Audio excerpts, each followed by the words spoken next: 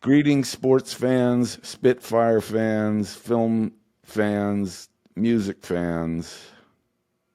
I'm here today with my dear friend, the great composer, amazing pianist, and hugely creative human being whose work spans film, television, and beyond, Kris Bowers. Good to see you, Robert. Composer Yeah, thanks for. Kris. Kris, in your maple leaf shirt, Yes. which Yes. honors me in Exactly. ways you couldn't imagine. Um, are you good? Yeah, I'm doing all right. Yeah, how are you doing? I'm good. It's a kind of an amazing moment for you, which we're going to talk about. First, I'm just going to brag about you for the last four humans on Earth that don't know about your illustrious career that's going on. Kris is currently in the middle of an incredible awards run. He's nominated for an Academy Award, which is just fun to say, Kris, for Yeah, me in many ways. He's a Grammy nominated composer and pianist. He was nominated for Golden Globes and Critics' Choice Awards for his score from The Wild Robot, which is one of the scores nominated.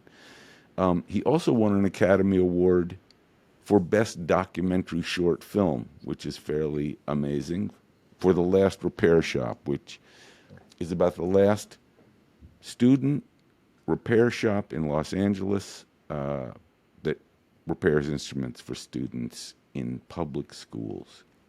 yeah, His work can be heard in recent films like Bob Marley One Love, Ava DuVernay's Origin, The Color Purple, and by the way, also on TV in a little show I like to call Bridgerton, uh, Miss America, and one of my favorites, Kris, When They See Us, Oh yeah, of which course. continues to get more important by the hour.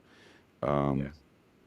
Also, for me, there's a great joy in being able to say that a few years ago, Kris won the Thelonious Monk International Jazz Piano Competition, which you Yeah. couldn't imagine how cool it is to be talking to you today because I follow who the winner is every year, and I know that had an impact for you. But Hmm. I realized if I'm moving to the side, do you see what's behind me? It's a drawing of it's a drawing Oh of man, Thelonious that Monk. Yeah. I was gifted because everyone knows what a huge Monk fan I am. So Well, just to know that you were the winner. Kris, before we start, I need to tell you this week I listened to our first interview again in wow. 2019. Oh man. So we're Wow, that's six long. years ago.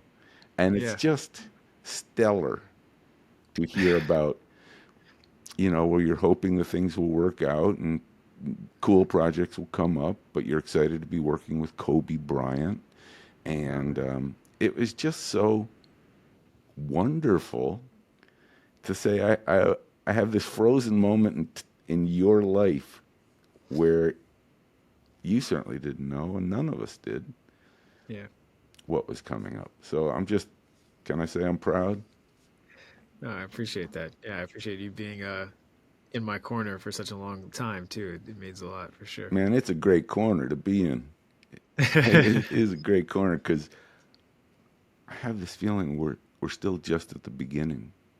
Yeah, I hope so. Yeah. Yeah, man. So a lot to talk about, and of course, I just want to kind of hang out and hear cool things. But you know, in Wild Robot, I was kind of amazed by something, which was that cue by cue, the film composer had to rock from action to comedy to wonder to chases to danger to love. And it occurred to me, I mean, I know you did Space Jam, which was another animated film, but I can't tell you I know of another film that you've done that demanded of you such a wide variety of an emotional response? Am I missing something that was like this before, or is this one a fabulous new representation of your ability? Yeah, I really appreciate that. It definitely is new for me. Even with Space Jam, that was partially animated, and so there were moments of that. But I feel like with this one, as you said, that's kind of the beauty and curse of animated films is how much they require music to uh, be locked in step with every change that we're seeing visually and to help tell that story musically, especially because the sound is built from the ground up, right? There's no diegetic sound that existed when they shot the thing. And so, therefore, music is taking up a lot of sonic space as well. And so you notice it when it's not there and you notice it when it comes back. And so it definitely is a lot of fun to play in this medium where music has had such an historic, indelible connection to it. Oh, you're so right about the historic part.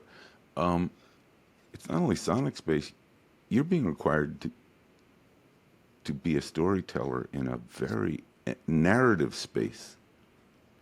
Yeah, I feel like especially with films like this where there isn't that much dialogue. Chris Sanders always likes to say that there's about 50% of the dialogue that's in your typical animated films these days is what's present in The Wild Robot. And so with that, it's going back to that old style where the music is helping tell so much of the story, and there are all these pivotal moments where um, nothing's being said verbally, and yet we still need to feel the progression of story. And it's something that Chris talked to me about in our very first meeting was how much he knew the power of music to do that. Like he had spoken about some of his own experiences working with great composers where there was something that needed to be conveyed in the story that could only be conveyed through the music.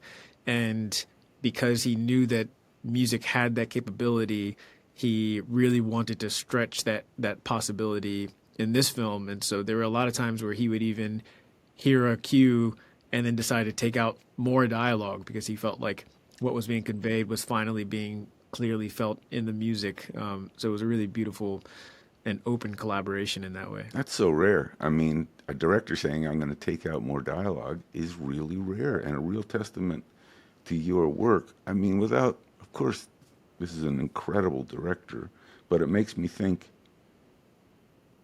and feel free to pass, is he musical? Was he easy to talk to about music?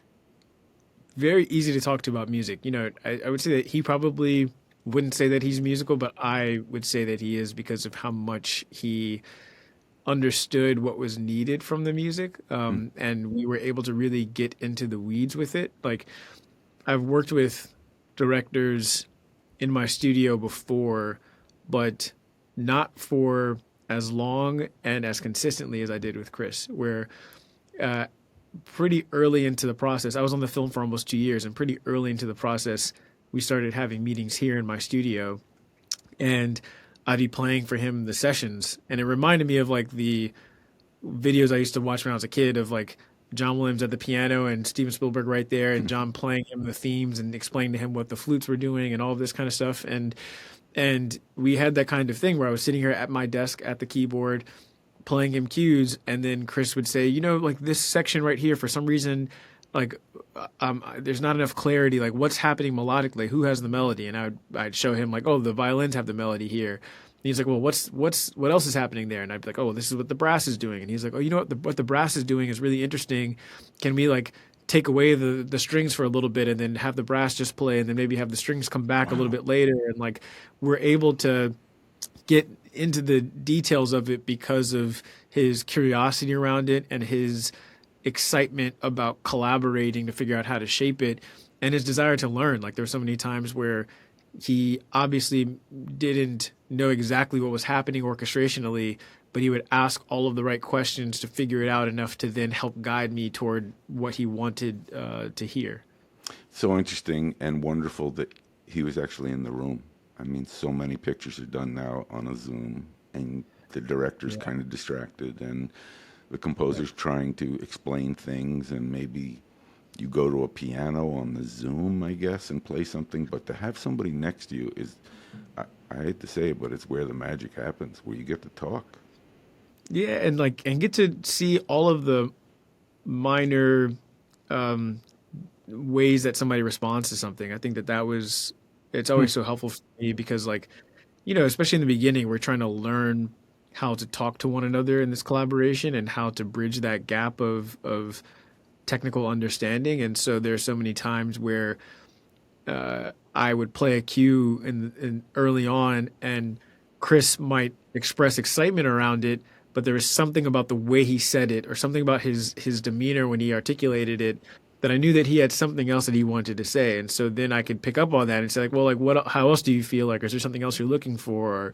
And then we can get deeper into it so that we could pretty immediately have a clear understanding that we're here for the same purpose. We're both here to serve the story and serve the film, and we're also here without any sort of ego and any sort of feeling of like fear around him making me feel bad because something's not working or any of that kind of stuff. And so I always feel like you can't really get that when you send an email and then you get an email back with notes. You can't really get into the details of like, oh, but you seem to really like this, but you don't really like this, or ask detailed questions. And so I was so excited that they wanted to work in that way. You've also just reminded me of something. I mean, it's not only the value of body language. Sometimes somebody will will just make a kind of a, and you go, okay, what didn't you like? They haven't said a Exactly. word, but they're, Yeah. and that can be a director, and it can also be your partner can Yeah.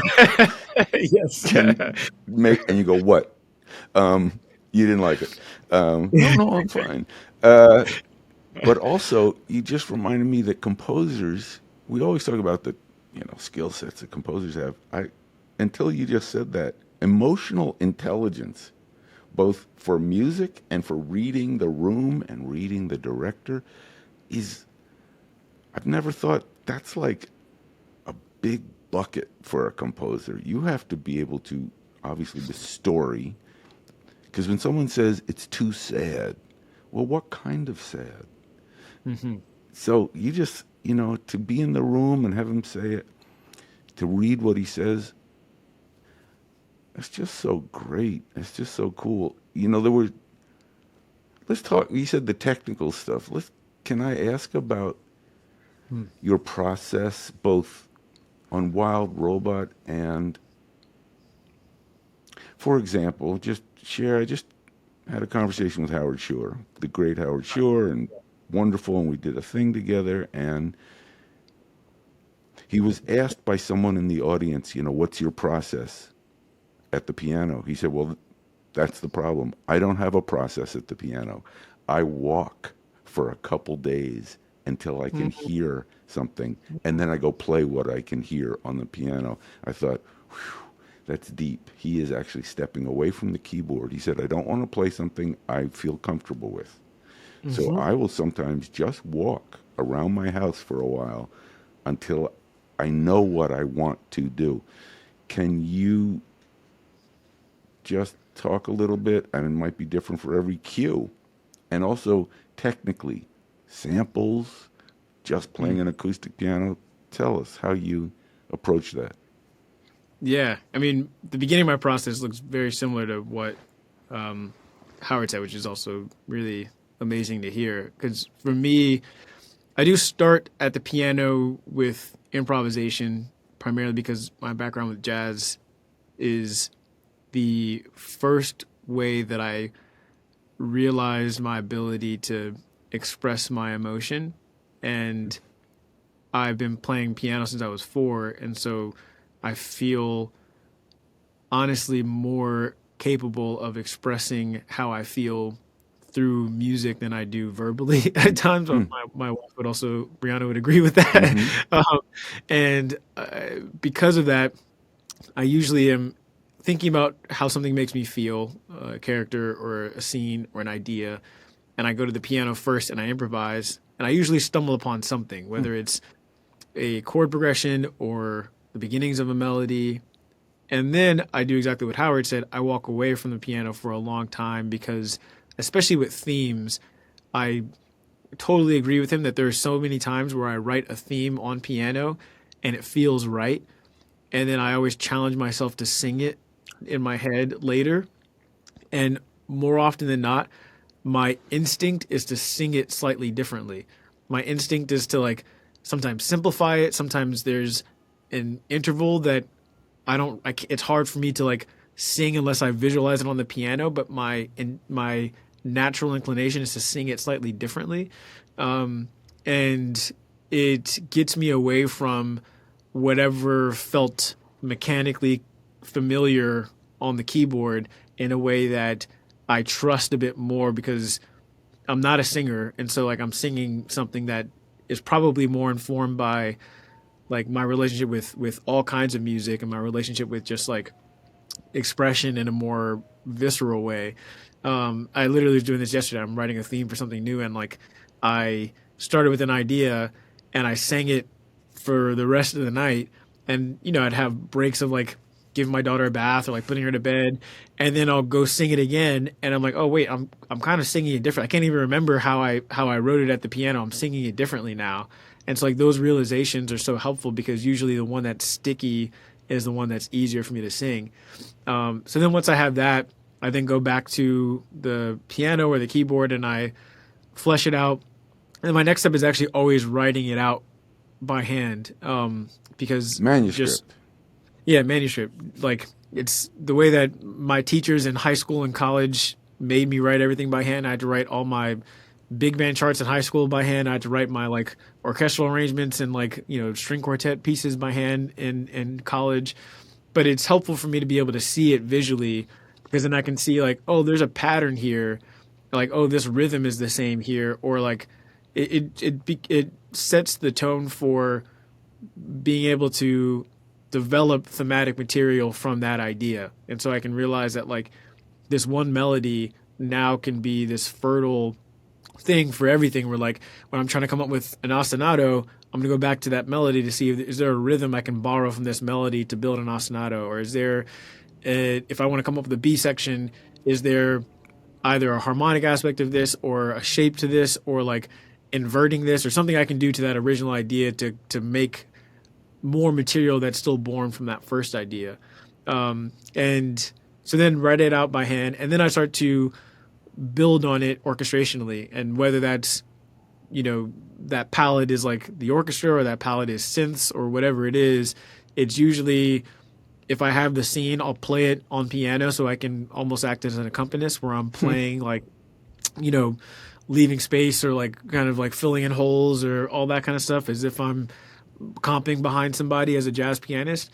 And then once I have that structure with a piano or some sort of simplified version, whether it's a synth pad or a string pad or a piano thing, then I go back and I start to like orchestrate around it so that it feels more intentional, and I create like counter melodies or figure out how I want to actually orchestrate like the inner lines or the bass movement or all that kind of stuff. So it's like kind of this slow process, but it feels like I have to remind myself often, but it's such a clear process for me that anytime I remind myself that I need to do those steps, and like remind myself that I'm not at that step yet, I'm actually still on this step, it's helpful for me to get somewhere where by the time I finish that process, I usually have something that feels like it's a clear idea.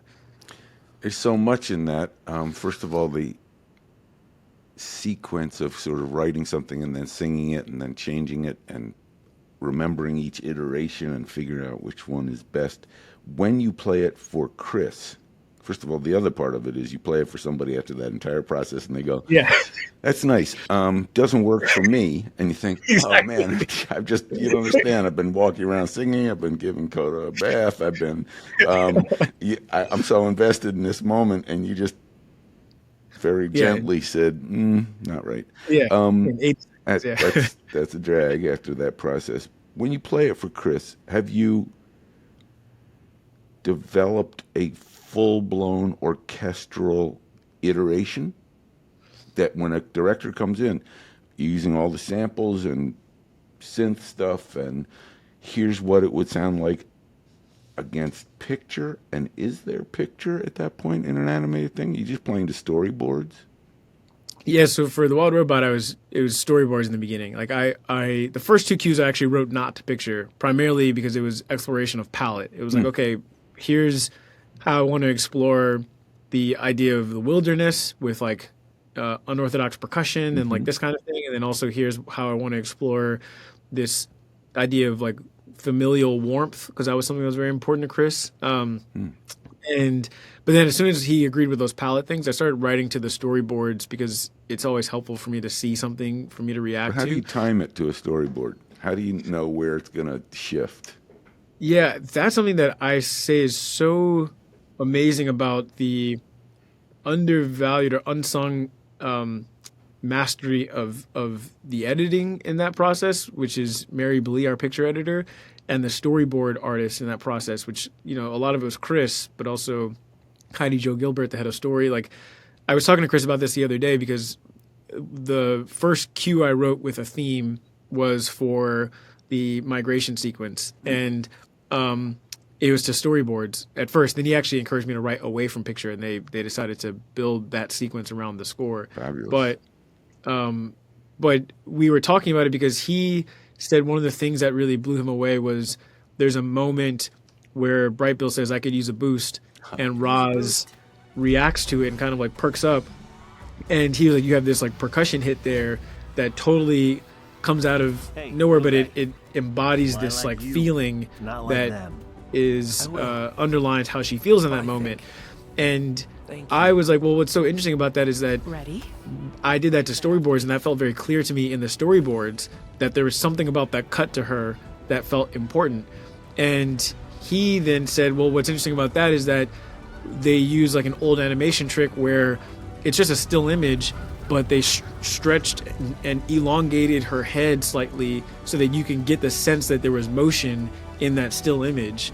And that's what made me like subconsciously realize that like there was something that was happening where there was like a moment of realization for her. And so I think the beauty of storyboarding in this process is that, especially on a film like this where they're so intentional and meticulous, is that every image has to last for a bit longer and sometimes is reused and sometimes is like the only thing we see to demonstrate a point. And so they are so clear in terms of like the storytelling of one image that I'm then able to feel so much and know that we're cutting here for a specific reason, or that that shot is here for a specific reason, and the music has to comment on that.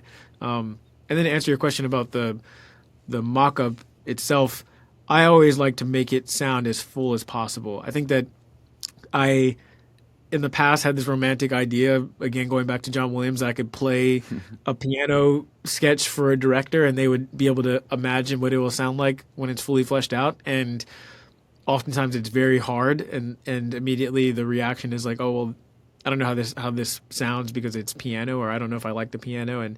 And so just to help them imagination wise, every cue that I played from Kris from the very beginning was as fleshed out as possible. And sample wise, I actually do tend to use a lot of Spitfire stuff. Like it's a lot of like Spitfire strings and woodwinds, and I use Cinebrass and percussion. I found a lot of interesting percussion Hmm. ensemble plugins because I was trying to go for this unorthodox sound. Hmm. And but yeah, and then once he approved that unorthodox sound, I then collaborated with this percussion ensemble, Sandbox Percussion, to record something to then build my own sound library so that I could write with sounds that felt like nothing I had heard before. But yeah, it definitely. If I played my mock-up up against the final version, it's very, very, very close in terms of like the bigness and the quality of it. So, but that's a big tipping point, which is, do you then, I mean, I imagine an orchestrator, your arrangers transcribe that, and then you go to Abbey Road or Air Lyndhurst. I know you worked in both, I think, and Yep. basically recreate it with the band, Yeah. full on, with some maybe synth or pre-record going along. But I once had a composer, a good friend of yours and mine, say, I was really surprised. He said, that's the most boring part of my gig, is that I have to basically redo everything I already created and it's just following, like connecting the dots of, well, I've taken the synth strings out and I'm not doing it with real strings. Does the director ever say, I liked the synth version better? Or is it just, as I would hope, and I'm sure we both feel, it's just rhapsodic to hear it in a room with players? Yeah, I feel quite the opposite in terms of like how exciting that moment is for me. I think maybe it's because I'm also a player, but I think there's so much of like the the mad scientist of me like in the process, like making something that Mm, I'm literally writing something sometimes where I'm like, oh, I don't know if they're gonna be able to play this. Like, I don't know if this is wow. like, I don't know if this is possible or like, because a lot of the fun for me is studying something and then being like, whoa, like John Williams wrote that for them to play and like they played that and that's what I'm hearing. Like now that kind of makes me know what's possible in a way where then I really get in there and write these things that I feel like I'm excited to see come to life. And then when you put it in front of musicians and then they see it for the first time and then they play it like they've been playing it for years, to me, that's like the magic where I'm just like, holy cow, like this sounds, and also just, it never ceases to amaze me, no matter how amazing the samples sound. The players in the room, there's just such a different feeling to it. And again, like these players, I've also had the privilege of working with a lot of great classical orchestras, like in the Mm, concert space. mm, And there's something different about the confidence that session musicians that play for film and TV have when they play something where they play it as if they know that this is supposed to feel a certain way and they play it with this like confidence is the only word that keeps coming to my mind that immediately makes it come to life. And I appreciate them so much for that because I've now played with the LA Phil and like you put something in front of them and the first time it's like timid or they're not really sure what they're playing or why they're playing this part or there's a lot more questions, they've never heard this before and all of that kind of stuff. Whereas at Abbey Road and at Air it's just like bam, we're in it and it feels like this I sweeping love thing. that. um, Boy, would they love to and know that. yeah, so I really just hope we never go away from that. And in terms of the director, I feel like for the most part, I'd say 95% of the time the directors I've worked with are so excited to hear what it is live. And there's maybe, a handful of times I can even vaguely remember where a director is disappointed that there was something about the mock-up that it feels Mm. like we're not capturing. And sometimes that's just because like those sounds you just like they're the way they are and we can't recreate that, or especially with certain textural things or aleatoric things or things that like are samples that we can't recreate specifically. Um, but with Chris Sanders, like he was just I kept asking him if everything was okay because I wanted to make sure, but he was mostly like in air up in The the balcony. upper area, like yeah, balcony, listening and taking pictures and like taking pictures of the studio. Like he was just a kid in that space, excited about it, barely thinking about giving notes. He just was just enmeshed in the experience, which I is a lot love of fun that. to see. It really you said earlier that you learned from him. Sounds like he learned from you too. And Yeah, maybe. I mean, and the joy of being in that room, hearing an orchestra, kind of Yeah. peak experience in life. I mean, really great. You talked at one point about, finding this material and figuring out where to put it in the film. There were two sequences that I felt were related to each other Hmm. musically as well as emotionally that I was really interested in. I kept kind of looking at them back and forth. One was where they're all coming together. Maybe it's called The Rescue, and they're all being coming together. They have to. And then the amazing to see in this moment in our city's life, the fire scene. Hmm. And Hmm. Hmm. that really stuck with me because of what has happened in Los Angeles and that fire scene and coming back to see the devastation. I thought, could Kris, either Kris, had known that you were basically scoring a future event that's so dramatic? But in both, there was this kind of rhythmic thing underneath that felt like it was the material of Wild Robot. I can't say it anymore, but that in the rescue and in the fire, it was a string very active, and I haven't really analyzed it enough to know whether harmonically it's the same, whether harmonically it just feels related. But I just like the fact that they felt like bookends in a way, ice and fire. I don't know. Yeah, I haven't really drilled down, but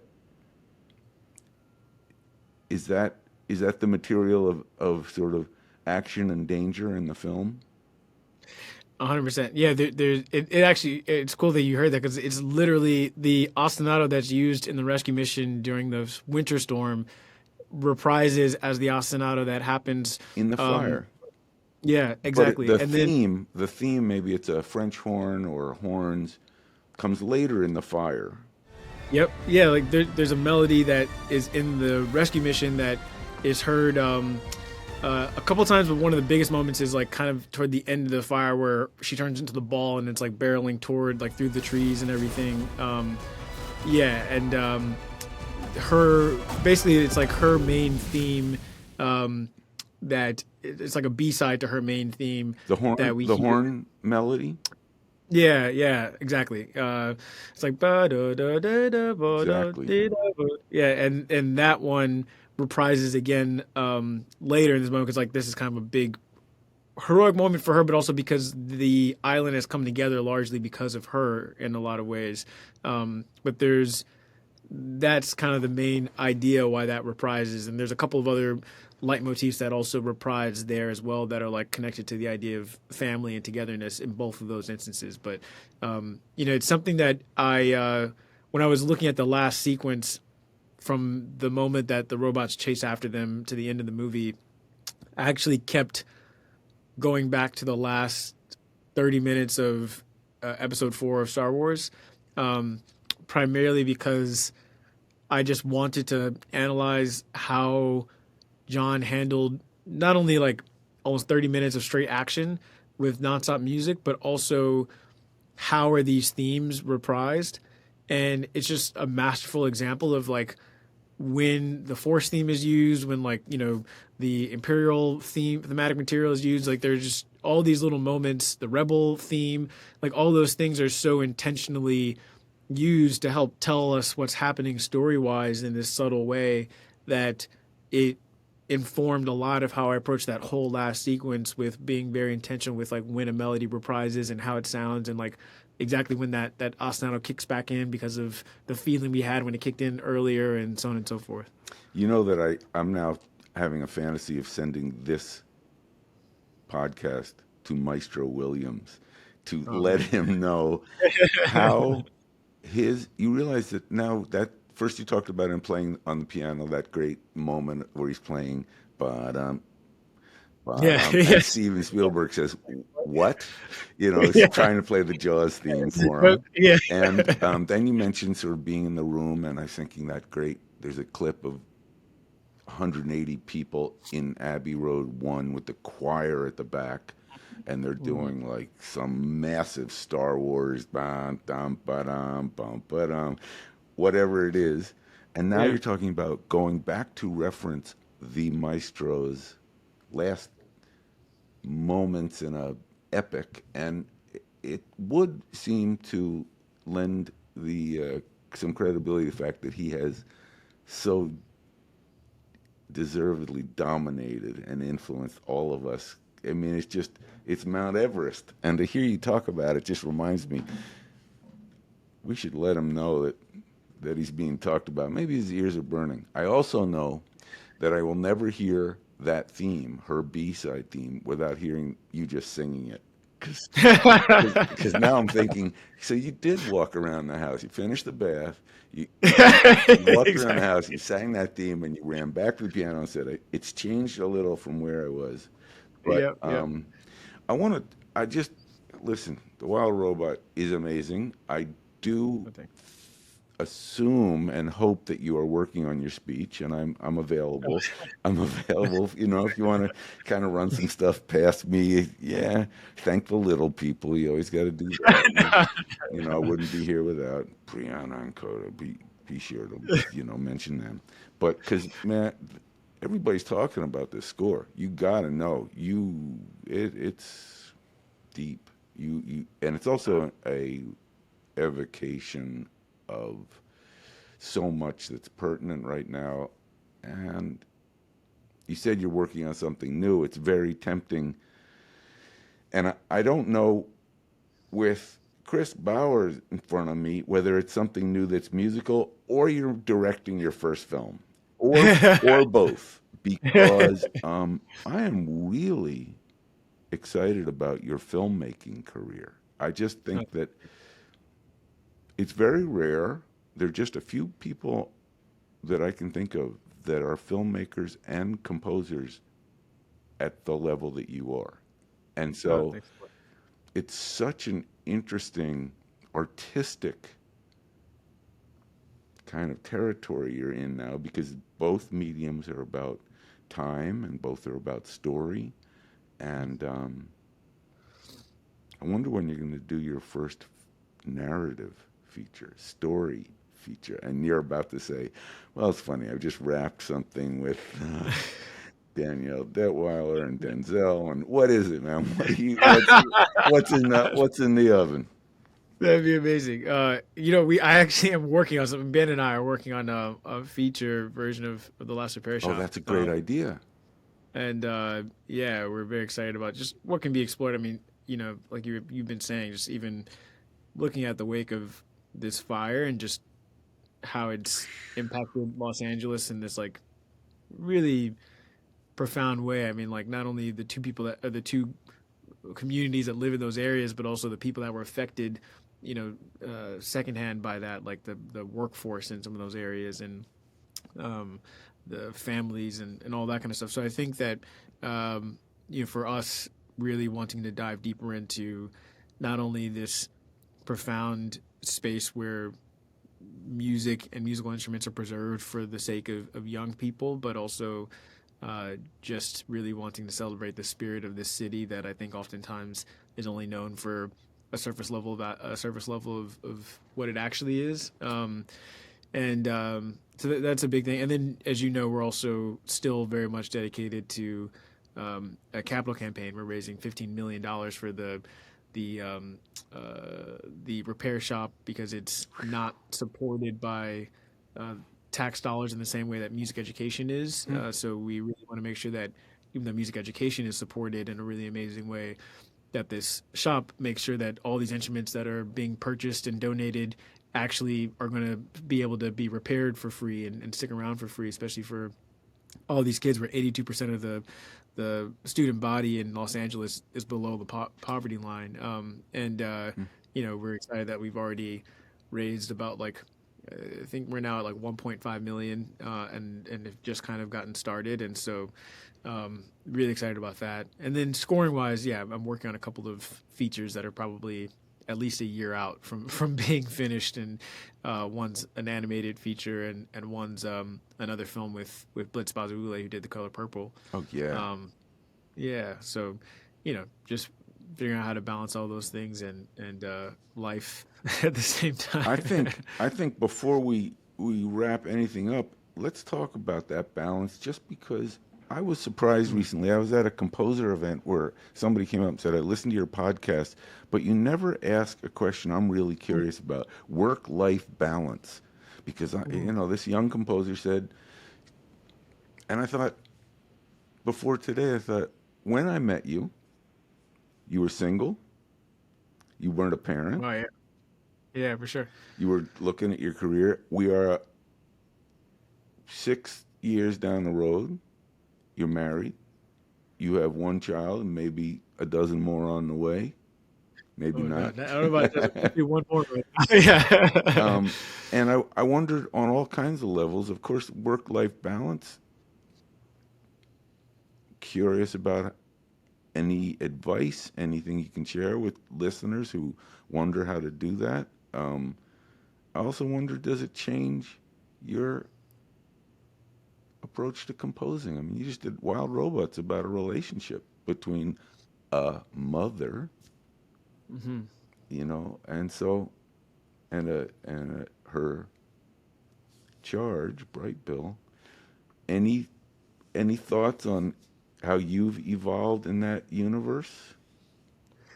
Yeah, I mean a lot, a lot of thoughts. I think in terms of the balance and suggestions for that, I feel like one, I have to say that I'm very thankful to have my partner, my wife Brianna, just how much she's understanding about my own ambitions and desires in my career and things like that, and I'm always striking a balance myself, but I also think that you know it takes two, and it really is largely due to how much she's okay with you know her being 7 months pregnant and us having a toddler and me traveling to London for the BAFTAs. Like she's we're a team and trying to figure out how to make those things work. And she's been that way since the beginning. And I feel like, luckily, I also have the luxury of having had a period of my life where I didn't have responsibilities in that way, where I could work all hours and do all things and be anywhere whenever anybody asked me to be. And I think that, a lot of that definitely helped set me up to be at a point where now I can be a little bit more comfortable in striking that balance. But I also think that it's something I've always strived for. I remember talking to both Ludwig Göransson and Teddy Shapiro about this. I went to go visit Ludwig shortly after I moved here, and I think Serena, his wife, was pregnant with their first kid. Wow. And he was saying that he was so impressed with Teddy because Teddy was able to decide every single day, like, I stop at this time to go pick up my kids. I am with my kids in the morning and I come in at this time. Like, he was very strict with his office hours, and they were set based on his family. And it was something that Ludwig very much wanted to strike for himself. And then I was very inspired watching Ludwig do that as his kids got older, and he would intentionally take a month off and not do anything so that he could spend that time with his family. And so I've modeled a lot of my life in a similar way, where I every day I work from about 9 until 5:30, and like I stop at 5:30 every day. Like every now and then there's an outlier because of something, but for the most part I stop every day then, and I spend time with my family, and then I go back to work at night. And as much as I can, I carve out these longer periods of time where I can work for, where I can be with my family for a couple of weeks and not do any work. And so I think that's been very helpful to figure out how to have that balance, and it's necessary for me. Like, I also, would work on Saturdays but don't work on Sundays at all, so I can spend time with my family Nice. and go to the gardens and things like that. And when my daughter was born, I took 5 or 6 weeks off when she was born, Nice. and was just with the family. And I'm going to do the same with our next kid. And yeah, as far as like the Wild Robot, I feel like, and I came onto the project. My daughter was 6 months old, and she was just over 2 when I finished. And it was, right in the height of like learning so much about being a parent, and my own sacrifices, but especially my wife's sacrifice from like pregnancy through those early days, and her having sacrificed so much of her body and her health and all of that. And so so much of that was poured into the sound of this score, or even thinking about how I approached the migration sequence. And a lot of that cue was inspired by reflecting on like the future of failure, and the future of being human, and the fact that, like, no matter how much I try to do what I think is best, at some point my daughter's going to feel like I failed her, or I didn't do something I could have or should have in her opinion, or she's going to have to forgive me for something or accept something about me. And like all of these things that I didn't want to think about when she was 15 months old or whatever it was. I think this film and writing the music and needing to have the music speak to these deeper emotions caused me to reflect on these ideas of parenthood that were sometimes like very emotional, and sometimes painful to remind myself of, but also necessary and helpful for me to feel okay about the inevitable ups and downs and struggles of it. So I feel like parenthood not only has affected this project, but it also is such a beautiful thing that I get so much general inspiration from, that I feel like that life balance is so crucial to just help remind me that before I'm a composer, I'm a human being, and I'm a dad, I'm a partner, and those things that helped me move forward in life. Damn, I'm learning. And by the way, as a parent, we never stop learning. Yeah, I guarantee you, it's just a lot of surprises ahead. You I already bet. have such a good handle on it. Um, I know that you've learned a lot of things that I, in some ways, wish I knew because I was so ambitious, so careerist, Hmm. and there are other people in your life when at some point that their support is more critical than somebody saying, "Yeah, that's a cool record." It's transient. Yeah, for sure. Having a partner or a child need you and want to be with you, we all know these things, but that's the long ball that we all really treasure. And so you knowing that. But the cool thing is you're getting to do both. And that is really spectacular. Man, Kris, I'm just so pleased and happy. And I'm tuning in March 2nd, dude. I'm going to be standing up yelling at the top of my lungs. You got some other talents up there, but I think this Wild Robot score is transcendent. So I just wanted to thank you today and tell you I look forward to the next. I know you got Bridgerton coming up, a new season, Yeah, that's right. and love the Last Repair Shop as a feature. I mean, it's Mr. Holland's opus 25 years later. Yeah, yeah, yeah, Um, exactly. it's just a very fertile narrative territory for a moving story. So it's just Yeah, great. thank you. It's just great. Kris, my best to the entire family. Yeah, same to you and Beth and everybody. Yeah, All love to everybody. And I look forward to seeing you soon, man. Thanks for your time today. yeah, thank you as always. Always a pleasure. See ya. How great is it to talk to Kris Bowers on a beautiful morning and just be reminded of what a great composer thinks, does, how hard a great composer works, and how Kris is really unique in his. I mean, did you get as much out of that as I did? I did. I wasn't on the screen, but I was tearing up. You should have seen my face. I just like the way he talked about. Like I can tell he's so passionate about his Mm. just what he's doing, but also just how his face lights up when he talks about his family. That's I think it's so inspiring, and I learned so much from that conversation. And he's.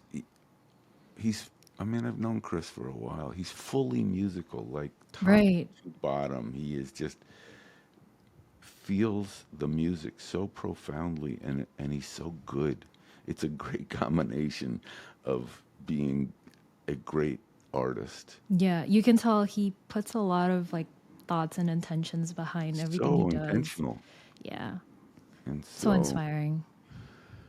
so composer Carol is going to take us out with a very special composer Carol treat, which is a performance of the themes from The Wild Robot.